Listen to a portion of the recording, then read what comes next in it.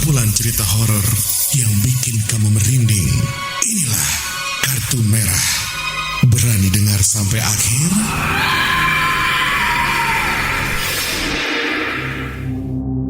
Namanya Bima. Usianya 29 tahun. Sehari-hari ia bekerja sebagai driver online di Bali.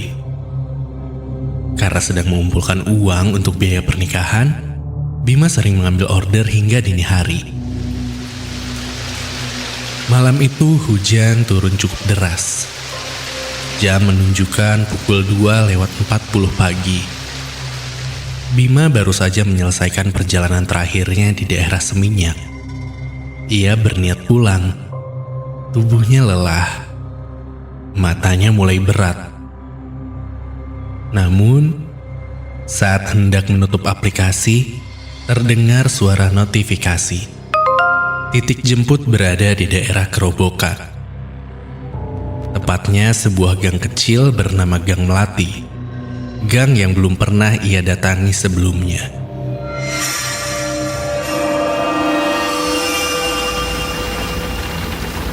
Lumayan sih, sekalian jalan pulang deh.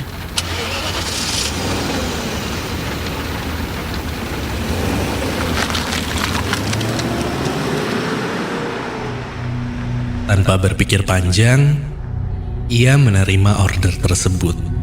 Mobil mulai bergerak, membelah hujan malam. Semakin jauh dari pusat kota, jalanan semakin sepi. Semakin sedikit kendaraan yang melintas. Dan semakin sunyi suasananya.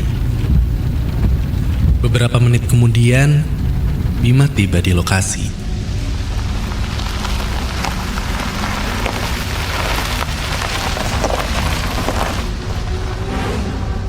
Namun ada sesuatu yang terasa aneh. Gang Melati terlihat sangatlah gelap. Bahkan beberapa lampu jalan tampak mati. Rumah-rumah di sekitar terlihat tertutup rapat. Seperti tidak ada kehidupan. Oh, sepi banget ya. Ia melihat titik GPS. Lokasinya sudah tepat. Namun tidak ada seorang pun yang menunggu. Halo kak, saya sudah sampai ya. 5 menit berlalu. Masih tidak ada siapa-siapa. Saat Bima hendak membatalkan order, tiba-tiba... Hah? Pintu belakang mobil terbuka sendiri. Dan perlahan, seorang perempuan pun masuk ke dalam mobil. Tanpa suara, tanpa sapaan, tanpa bertanya apapun. Perempuan itu mengenakan pakaian putih. Rambut panjang menutupi sebagian wajahnya. Lalu, ia duduk di kursi belakang. Mbak, tujuannya sesuai aplikasi ya? Iya. Itu hanya satu-satunya kalimat yang diucapkan perempuan tersebut. Dan entah kenapa, suara itu terdengar sangatlah dingin. Seolah berasal dari tempat yang sangat jauh.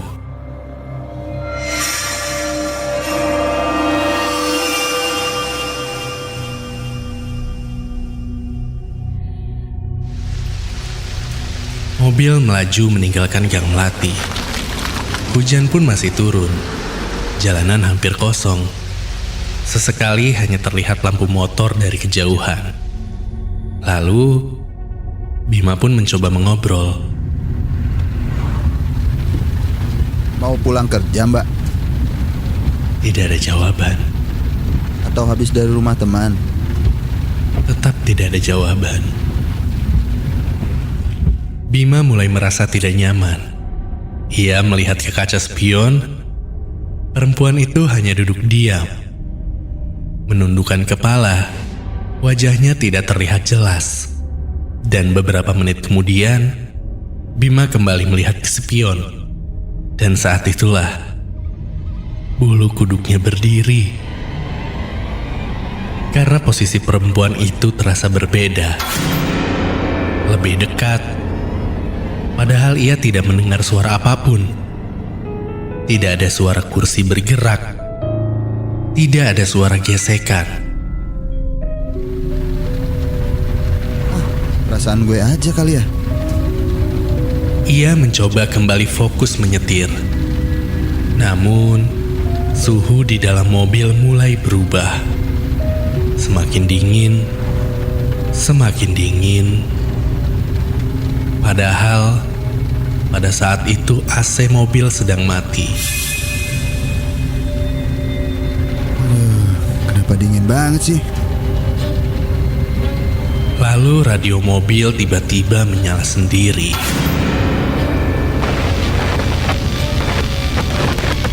Apaan tuh? Suara statis memenuhi kabin.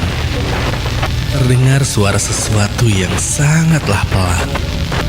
Seperti suara perempuan. Bantu saya ya. Apaan tuh?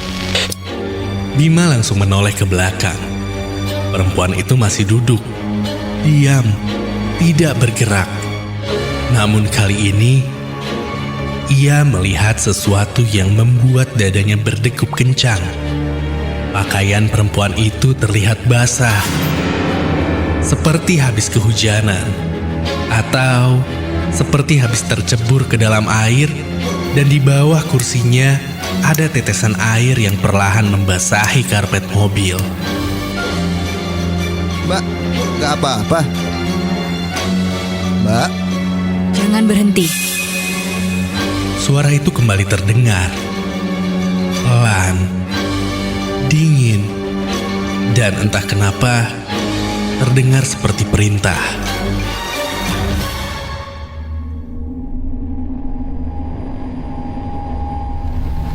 GPS menunjukkan tujuan tinggal beberapa ratus meter.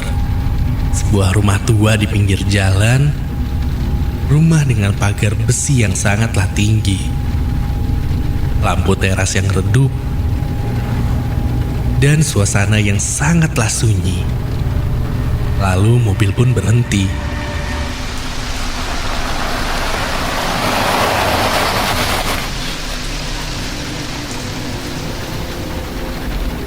udah sampai Mbak. Perempuan itu tidak langsung turun. Ia duduk diam beberapa detik. Lalu perlahan, ia membuka pintu. Namun sebelum keluar, ia menoleh ke arah Bima untuk pertama kalinya. Dan saat itulah Bima melihat wajahnya. Pucat, sangatlah pucat, bibir kebiruan, dan mata yang terlihat kosong. Terima kasih sudah mengantar saya pulang. Perempuan itu tersenyum, lalu berjalan menuju pagar. Namun sesuatu yang mustahil terjadi. Ia tidak membuka pagar, tidak menyentuh pagar, tidak melakukan apapun. Ia hanya berjalan dan tubuhnya menembus pagar besi tersebut. Menembus begitu saja. Lalu perempuan itu pun menghilang. Astaga,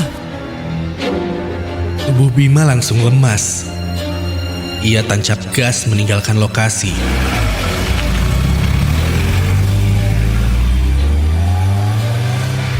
Sepanjang perjalanan pulang, tangannya bergetar. Ia tidak berani melihat kaca spion.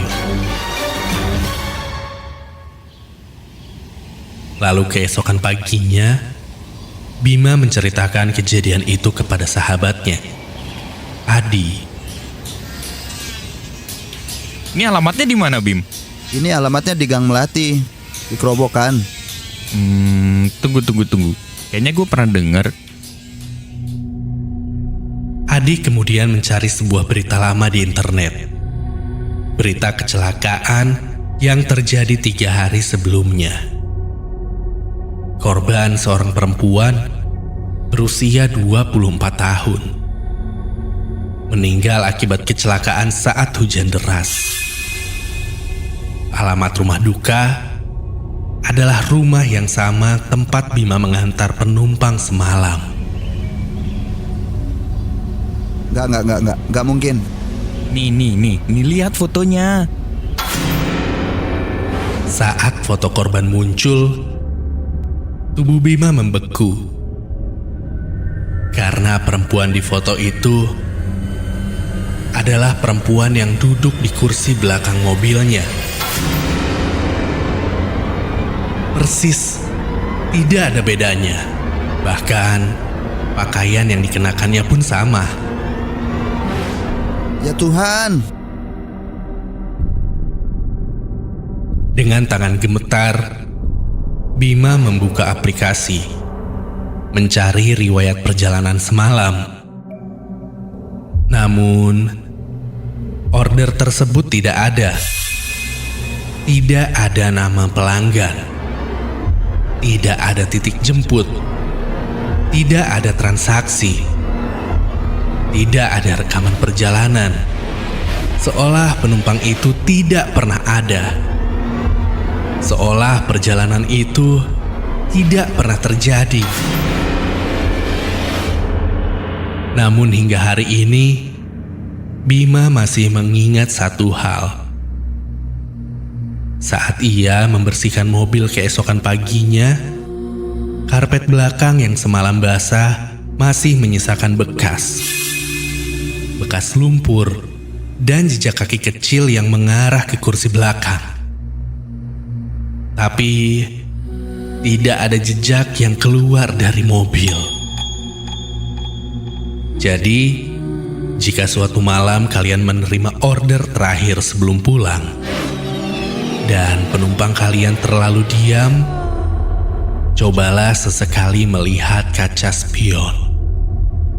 Siapa tahu, yang duduk di belakang bukanlah penumpang yang seharusnya ada. Kumpulan cerita horor yang bikin kamu merinding. Inilah Kartu Merah. Berani dengar sampai akhir?